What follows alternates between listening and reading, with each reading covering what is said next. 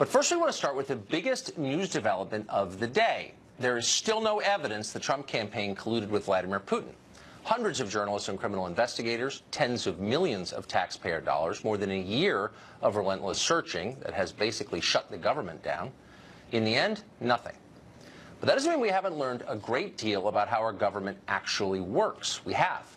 Just today, another trove of FBI text messages became public. Last night, the Senate released a criminal referral to the Justice Department against Christopher Steele. He's the shadowy author of the Trump dossier.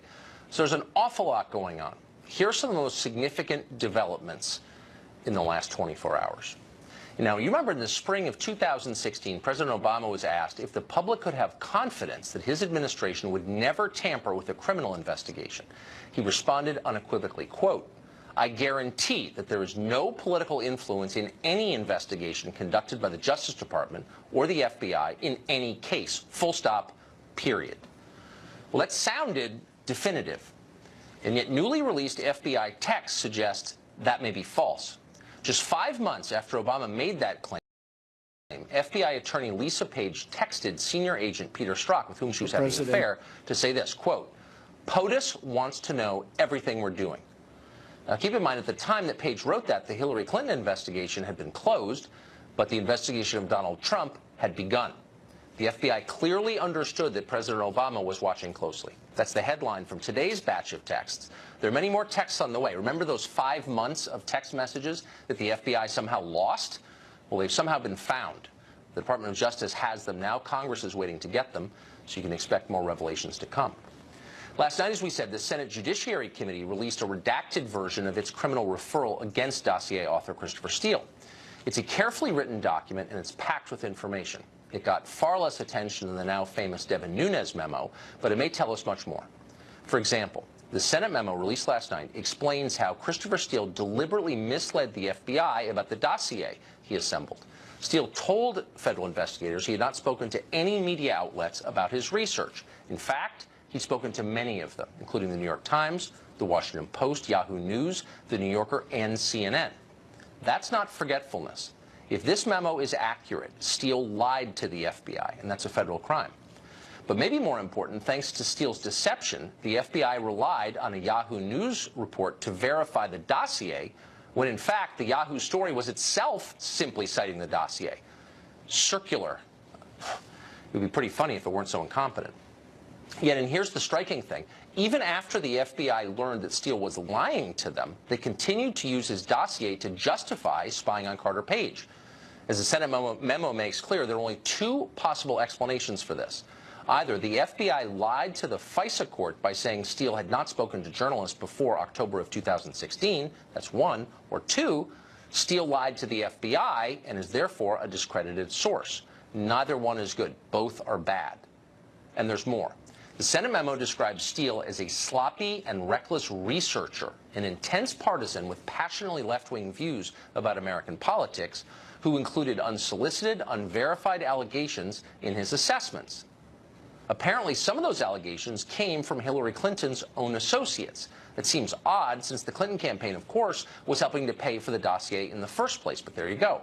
As the memo puts it in a moment of dry understatement, all of this, quote, raises additional concerns about Steele's credibility. Yeah, that's for sure. In fact, it's hard to see how any fair person could disagree with that sentence. And yet, for some reason, the FBI seemed to have no concerns about Steele's credibility. His work, the dossier, appears to form the basis of this entire investigation. If there's more evidence out there that points to collusion during the 2016 campaign, we haven't seen it. We haven't even heard whispers of it. And in a moment like this, when leaks are the coin of the realm in Washington, when they're the primary way people communicate information, it's hard to imagine we haven't heard of any other evidence.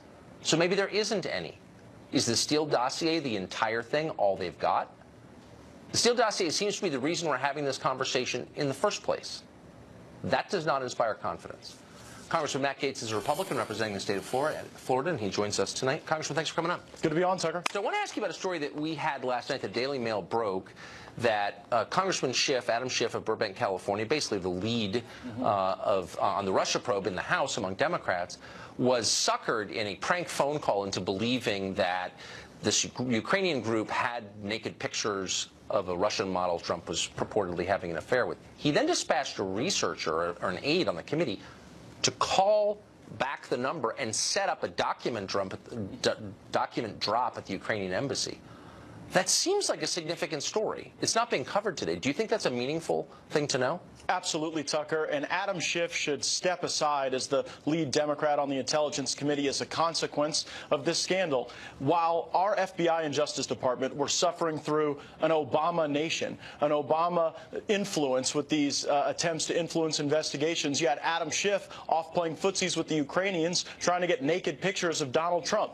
Adam Schiff has gone from someone with oversight responsibilities to an actual principal in this investigation, engaging with the Ukrainians, and I think for better objectivity, he ought to step aside. Well, I mean, correct me if I'm wrong, and I'm really trying to be open-minded because maybe Trump collaborated with Putin. I mean, I'm waiting for the evidence, but the allegation appears to be this, that Trump's associates, including one of his children, spoke to a Russian lawyer in an effort to get damaging information on the other campaign, on a political rival, Hillary Clinton.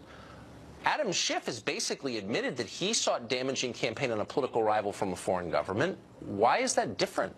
Well, and even more analogous would be Jeff Sessions. Jeff Sessions was talked into recusing himself because of a handshake in a greeting line. And here you've got Adam Schiff actually engaging with Ukrainians to try to dig up dirt on the president with seemingly no interest in whether or not the information is true or false or doctored. And so if you use the same standard that's been applied to Republicans to Adam Schiff, he should have no role on the Intelligence Committee as a lead on this issue. And I think that if you look at his credibility with the American people, it's eroded. I mean, it was only a few weeks ago, Adam Schiff was saying if we released the Devin Nunes memo, there would be a national security catastrophe. That's been proven to be false. And so time and again, he's lost credibility. And I think the fact that he actively engaged with these Ukrainian principals, the fact that he goes on Russia Today, the Russian-sponsored television channel, to talk about our intelligence system, certainly indicates that Adam Schiff should step aside. But that's a level of hypocrisy that would really embarrass most people. I mean, if you're calling for a president to leave office on the basis of charges, standards that you yourself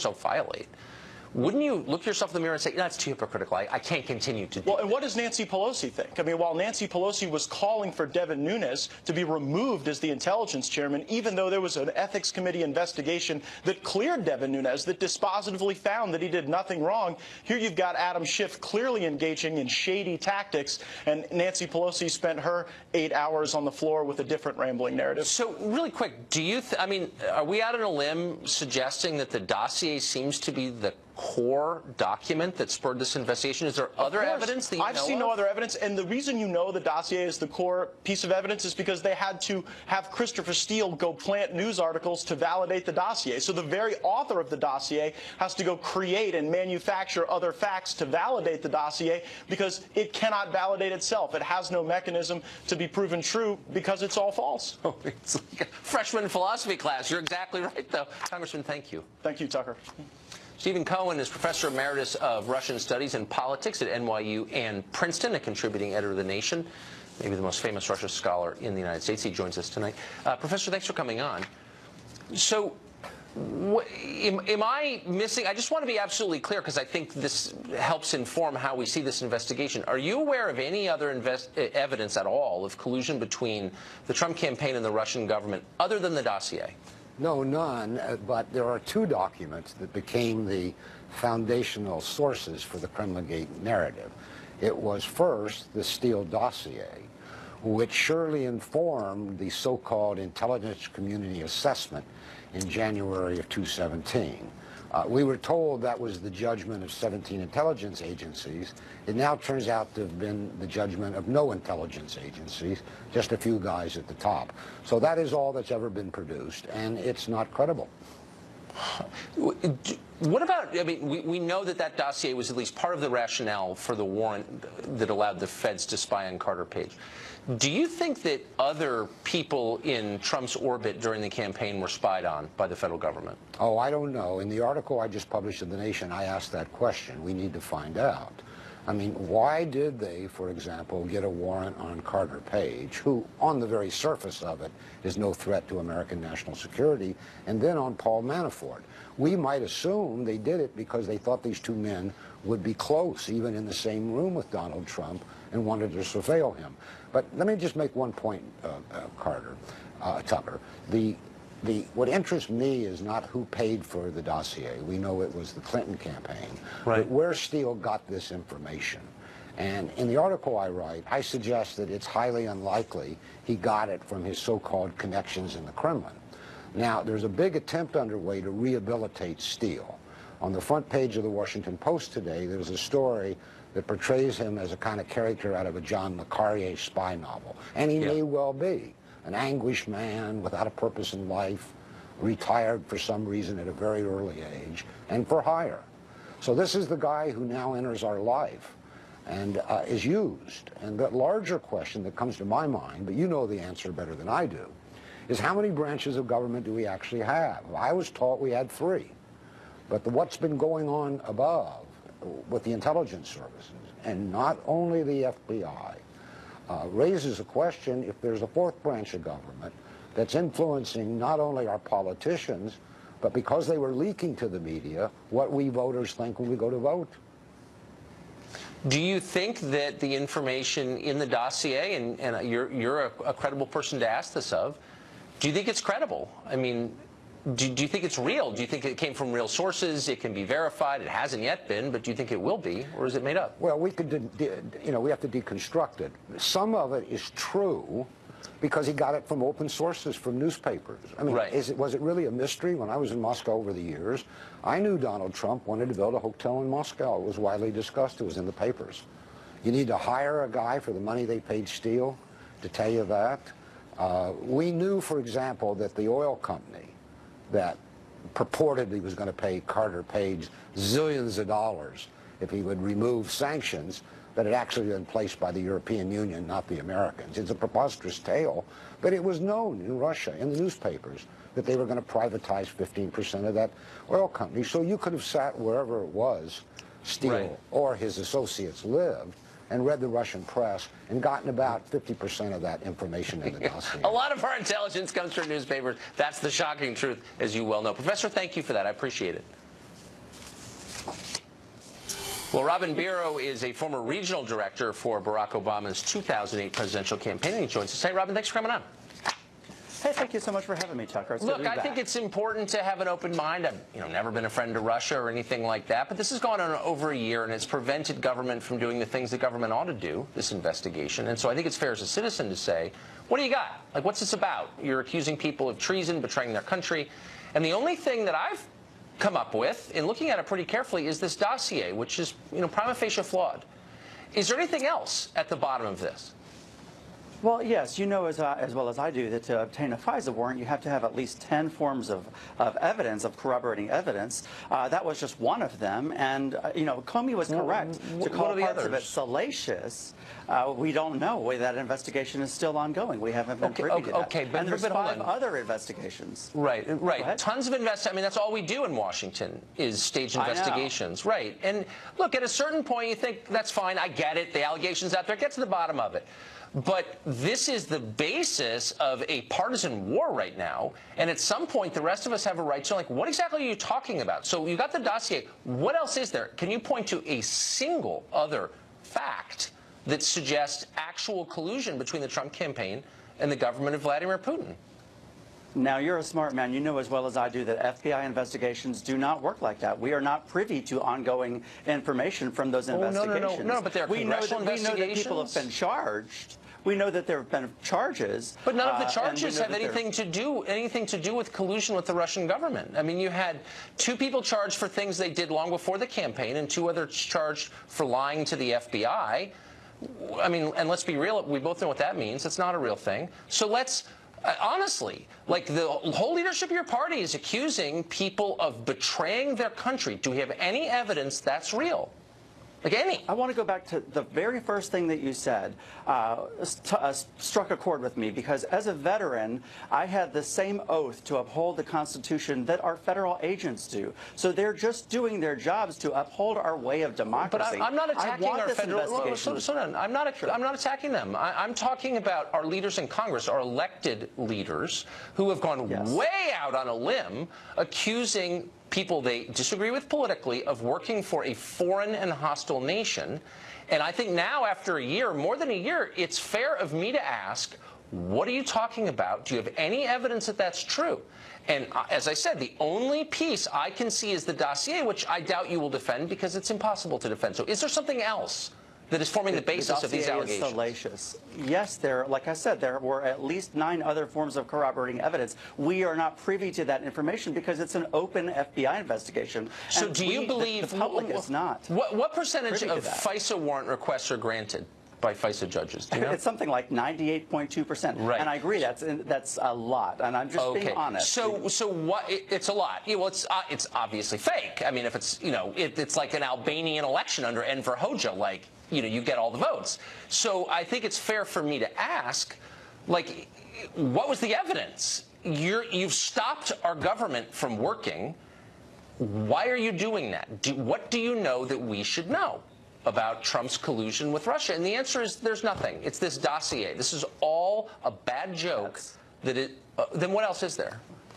That's one of, I don't want to be so redundant, but it's one of at least 9 other forms of corroborating evidence. Can you name any of the 9? Can you name any of them? No, because it's an open FBI investigation. Okay, so you have faith that they exist. I don't work at the FBI. No, right. I understand. They have to. In order to get a FISA warrant, they have to exist. Even though over 90% of warrants are granted, which suggests the process isn't real and you don't need real evidence to get one? Okay, so but we should all just Every legal analyst that I've heard says that these FISA warrants are between 60 to 90 pages. So it can't just be this salacious So dossier. They're long, therefore they must be true? Is that what you're saying? I mean, you're just asking me to have a lot of faith in a system that clearly needs some scrutiny and oversight, and I wonder why I can't have some facts. Because it's an open investigation. I can't make that any more clear. But I want to point out that GOP is the party of law and order. I feel that this is an attack on the preeminent law enforcement agency in the country. No, you feel that that's a talking point the Democrats sent out this morning, but it's not going to work on this show because I didn't even know that. Actually do believe in law and order, and in order to believe in it, I need to know that the people administering it are on the level, and therefore I have a right to ask honest questions. And I'm not getting any honest answers. Of course. Okay. Because it's an open investigation. I mean, what do you want? My last question then, since you don't know what this investigation is based on, only the FBI does, and no one making these allegations knows either, can we agree that nobody should accuse anybody else of being a tool of a foreign government until we get that data, those facts? You better believe it. I agree with you wholeheartedly there. Amen. I do not like that this has been made a partisan issue. I just want them to do their job. If President Trump is so innocent, let this be run and let this go unimpeded and